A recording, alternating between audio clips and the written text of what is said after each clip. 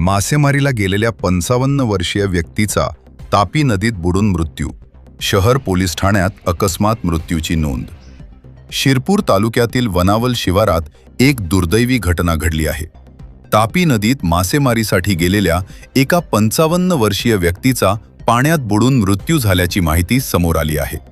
मिळालेल्या माहितीनुसार वनावल येथील रहिवासी सतीश उत्तम भील हे मजुरी करून आपल्या कुटुंबाचा उदरनिर्वाह करीत होते. गुरुवारी दुपारी सुमारे 12 वाजेच्या सुमारास ते तापी नदीत मासे पकडण्यासाठी गेले होते.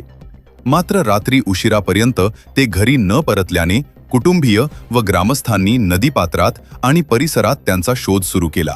शुक्रवारी सकाळी पुन्हा शोध मोहीम राबवण्यात आली.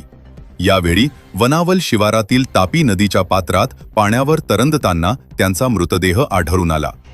घटनेची माहिती मिळताच शहर पोलीस ठाण्याचे बीट अंमलदार, police head constable Pramod Ishi, Sachin Mari आणि पोलीस कॉन्स्टेबल अनिल अहिरे घटनास्थळी दाखल होत. ग्रामस्थांच्या मदतीने मृतदेह बाहेर काढून तातडीने शिरपूर येथील उपजिल्हा रुग्णालयात दाखल करण्यात आले. तेथे वैद्यकीय अधिकारी डॉक्टर रवींद्र पावरा यांनी तपासणी करून सतीश भील यांना मृत घोषित केले.